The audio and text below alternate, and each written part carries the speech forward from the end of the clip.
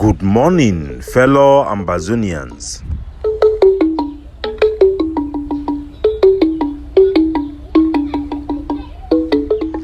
Today, na Friday, number 11 day for this month of August 2023. My name na Capo Daniel, una own countryman, sense past king, Mr. No Connie. Una welcome to our daily podcast, a program where they bring una the truth.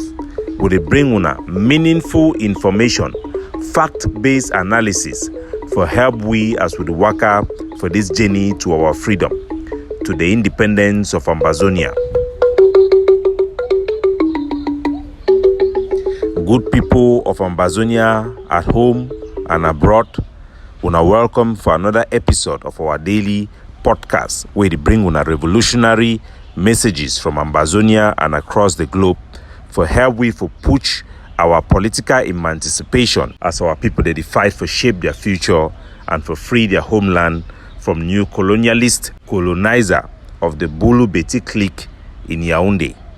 Una welcome. We go start with the news where it don't come from the ECOWAS meeting where it take place for Abuja, capital of the Federal Republic of Nigeria. ECOWAS head of state they don't meet up few days after the deadline where they began, said they will use military action for bring down the coup leader them for Niger and replace them back with the elected president Bazoum. President Bazoum, now one of those French puppet them where they don't keep them for Africa for loot their resources. For instance, Niger where they supply uranium, where the French government they use them for make their electricity. Niger now one of the country with no access to electricity for over 3/4 of their country. The military coup it be accepted and embraced by the people for Niger, but the commotion it come out from France when they done they exploit Niger, as well as other ECOWAS where they then become under influence of the French government. The deadline for the military intervention it don't come and it don't pass.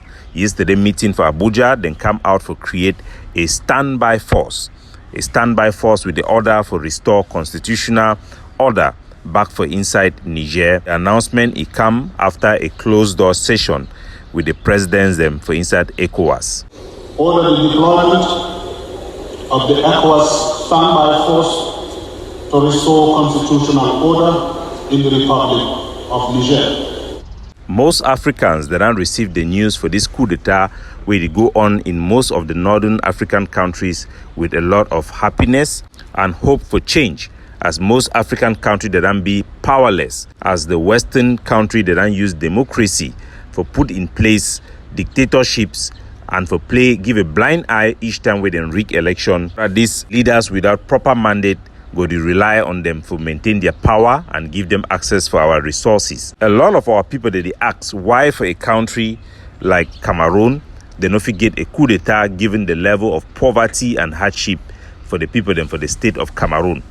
Well, the answer is simple. After the failed coup d'etat attempt by Amadou Ahidjo, the Cameroon president Paul Biya he get an opportunity for consolidate his control over their military, make himself almost the supreme commander, taking full charge of all the various 3 sectors of government: legislature, judiciary, the police and the military are totally under the grips of Paul Biya. These are not the only things that make it difficult for anybody to rise up against Paul Biya.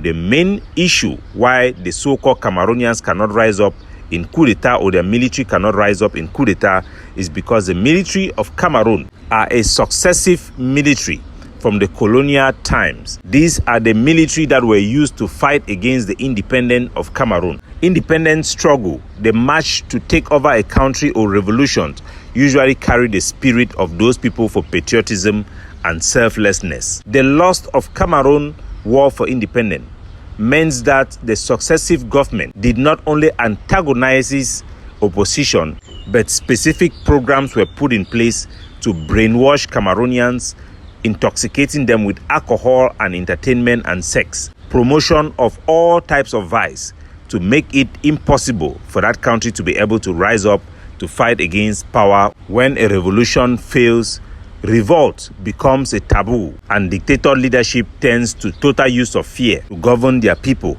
than love. There are serious ramifications when any revolution fails or any liberation war is lost. We pray for Ambazonia that the same history will not repeat itself in our territory. We must fight to secure our nationalism, our sense of patriotism as we embark on this journey to free our country from the new colonialist rule from Cameroon. Fellow Ambazonians, we no fit end today's podcast where I now share with una the huge feedback where they get mainly from our people them. I go want for use their own terminology for the so-called Southwesterners.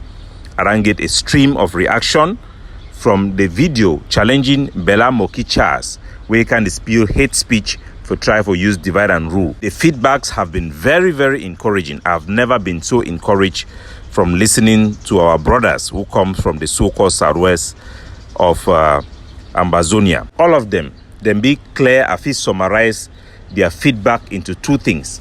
All of them see how out of touch those individuals them or the so-called elites, where they use this notion of indigenous Southwesterners are welcoming, they are giving their land to foreigners and accommodating people. They have all seen how distant those who made these statements are to their people. This long-used CPDM strategy of divide and rule have become useless, ineffective, and the common Southwesterner, so to say, have lost touch with these their slogans. It is now a completely old, expired strategy by the CPDM regime that has no place in Ambazonia. This is really good news for our people and should reassure our people that the common Southwesterner is really distanced from this statement and they really don't feel any connection anymore. It is a dead strategy. It has expired, and the use of Mbella Moki will go down in history like the last time this word was exposed to the people it was meant to divide. Our so-called Southwest people them, now they don't suffer the highest abuse by the Cameroon government despite the relatively inactive defense or let's say military confrontation between both sides. Ekona, Munia, and areas in Dian, they suffer the highest Kale. As a matter of fact, for the so-called Northwest, the use of Kale has almost come to an end because of resistance and fighting back from the population and Ambazonian fighters. On the contrary, in the Southwest province, in quote, especially in Boya and Ekona, that is where the Cameroon military goes with impunity and just round up people, exploit them. We have seen several protests by our parents in Munia, our parents in Ekona, against the use of Kale. So the Cameroon government do not distinguish between us. Our weaknesses are being exploited to the maximum by the Cameroon new colonialist terrorists. And our people have seen this and our people have known this. We are all bound by Pidgin English. We are all bound together by our history from the British time. We are all bound together. The division between the two provinces that was brought by the British government while in Nigeria to divide us into two provinces, the Bamenda province and the Boya province, is for administrative purposes. It's not a division of our people. This is the natural division in terms of administration and functioning of our people and even in our cultural identity. The Ngrafi people or the Grassfield people away from the coastal people is a wonderful combination of a beautiful people of Ambazonia. It is our strength, not our weakness. The population of the so-called Bamenda people or the Ngrafi people or the so-called Northwesterner are the strength and the power, the right hand of the so-called coastal people or the so-called Southwest people. We are one and indivisible. Our history is stronger. Our territorial international boundaries are one and indivisible. And we must embrace our diversity with pride. You remember the Catholic Church still uses that real map that divides our territory as the Bamenda Diocese and the Boya Diocese. This is the real posture of our territory that is suitable for our demographic diversity. Our people, the way they migrate from Grassfield area to the Atlantic states, are the backbone of the economy. They are the backs that builds the CDC, which is the pride of our so-called Southwest province. The Bulu Beti people, where they don't come for Mount Fako There is no mountain in Africa that is named after a country, not even in the whole world. You have Mount Kilimanjaro in Kenya and Tanzania. Only in our own land, where the Bulu Beti wants to name our Mount Fako to be the Mount Cameroon. And today they have named one of the peak of the mountain Ewondo. So the foreigners from Cameroon, the Francophones, are the real enemies. They are so-called SDOs and DOs who are distributing land certificates to the Bulu Beti people and strategically to the Bamileke people are the real problems we face. In the so-called Southwest is the only land where you have a Bulu village. Our seaside harbor front in Victoria has been invaded by Francophone Bulu Beti people. Even our Bamileke people cannot buy land today in Victoria because it is now reserved for the Bulu Beti people who live in Yaoundé. This must come to an end. We must preserve ourselves by using our own strength. The more land we share, we sell to the Ngrafi people, the better that land can be secured for the future of our own people, because we do not live there as foreigners. We live there as residents from the same country. The love between our coastal people or the Southwest and the Northwest is more stronger. If you look at even the superficial division that exists, you would say that our people in Upper Bakosi are even much more against our Bayangi people or Lower Bayangi than they are to the so-called Ngrafi people.